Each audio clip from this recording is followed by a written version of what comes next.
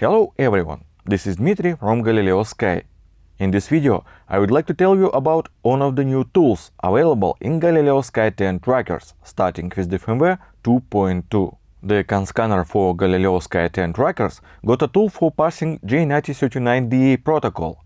It is available in configurator starting with the version 5.4.07.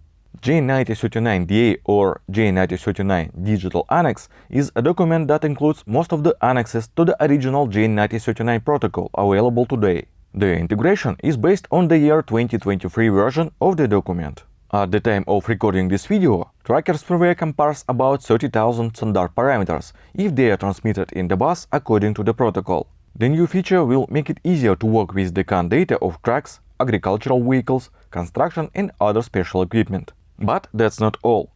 In addition to the J1939DA protocol, the firmware also includes automatic parsing of the ISOBUS protocol, which is an addition to the J1939DA. The support of ISOBUS adds almost 500 parameters to the original 13,000. ISOBUS is mostly used for trailers and vehicle modules. So let's take a closer look at the new feature. Start the configurator and go to the CAN scanner tab. As usual, the first step when working with the CAN is to get the raw data from the bus to make sure that connection and interface settings are correct.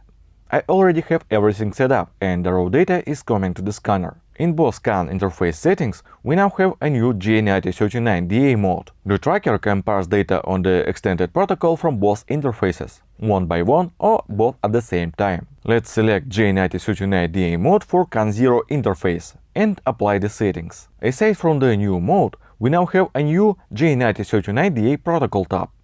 Let's see how to use it. The new tool parses all available data in the bus automatically and puts it into a table.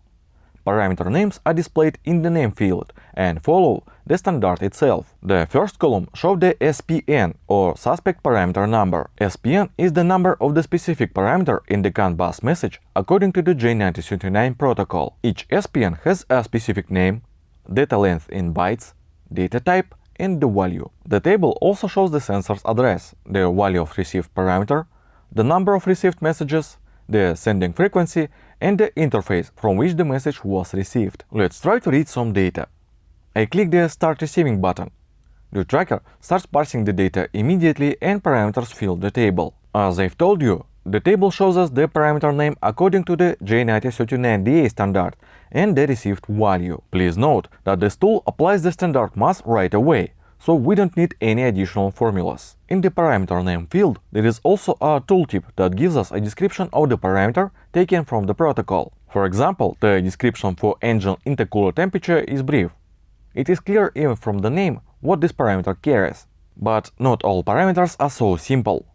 The point is that the data in the bus can be either a direct value or the set of flags. In the first case, we just get the result of some measurements such as speed, pressure or temperature. In the second case, the set of flags represent a certain operation mode. Let's look at the second variant using the SPN 1856 seatbelt switch as an example. Find the parameter in the list and click its tooltip icon. As you can see, the sensor can come up with a certain set of values. Those values are not measurements, but they describe a certain state, and we need to work with such values as a set of states. In our case, the sensor with the address 235 shows the state OK, seatbelt is buckled. Similar sensor with other addresses either show not buckled state or the values are not available. I think you've already noticed that SPN 1856 is represented several times in the table.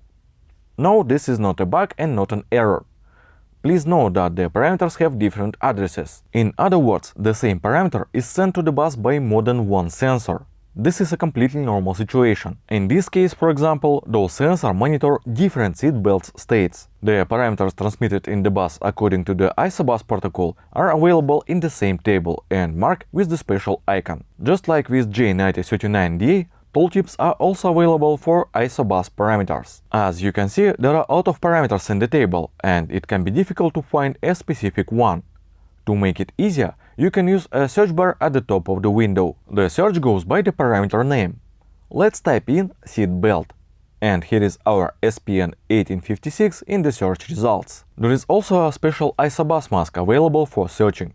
It allows us to see which ISOBUS parameters are available in the bus. I type ISOBUS in the search bar, and now only parameters of this protocol are available in the table. Please note that the CAN column shows an inactive CAN 0 button for all parameters. This button in the row shows us that the parameter in the question comes only from the CAN 0 interface. If the parameter is received from both interfaces, the CAN 0 CAN 1 button will become available, and you can choose from which interface you want to receive this parameter. You can also add filters manually. For this purpose, there is a Add Filter button at the top of the window. In the Add Filter window, we have all the parameters of J1939DA and ISOBUS available. Let me remind you that it's about 13,500 parameters, so it's easier to use the search bar to find the necessary ones. In this window, we can also search by the SPN. I type 1856, and in the table we can see all our seat belts. To add a filter manually, we need to know the address of the sensor that has the messages we need from the bus. This address should go to the address field in the decimal form. To add the filter, type in the sensor address, check the box next to the parameter, and click the Add Filter button. Let's return to the main window. Now we have plenty of parameters, but what can we do with them next? Unfortunately, parameter names and event types do not always describe the real purpose. For example, there is no parameter in J1939 that describes the rising of the harvester grain header, but the bus should carry the grain header related parameters like the pressure in various hydraulic systems. From the bus perspective, they are just pressure sensors with different addresses.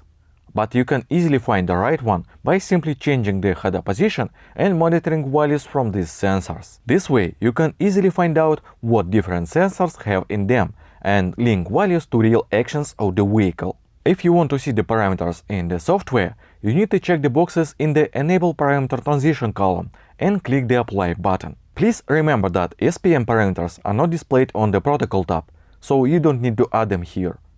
Just select the parameter in the CAN scanner and apply settings. SPN parameters will go to the server only if you select J1939DA mode in the settings of at least one CAN interface. At the time of recording this video, the main packet size is limited to 8 KB for the current firmware 2.2. So you cannot just add all available parameters for sending. If the maximum point size is exceeded, you will receive the notification from the system. In this case, you should remove some parameters from the main data packet. J1939DA parameters are sent in the special SPN tags. They are additional tags of the Galileosky protocol, and at the time of recording this video, we can say for sure that the parameters can be parsed by the Violon. However, Violon also has a limit of 200 tags per point, so consider it when you add parameters to your list. Still, the Galileosky protocol is open, and you can always find the description in the knowledge base. New tags can be integrated in any software with no restrictions. Even if you are not a software developer, it might be interesting for you to see the table of parameters this new tool can parse. Go to the knowledge base and find the software settings folder. Check for the Galileosky protocol. Now click the packet protocol tags. At the end of this table, you can find the description of new protocol tags and the link to the parameter list in the PDF file. If you have any questions while integrating new tags, please send a request to the email support@galileosky.com and our engineers will help you. I am sure that the new tool will be appreciated by everyone who works with trucks, construction, agricultural and special purpose vehicles. That's all for today. It was Dmitry with you. See you later.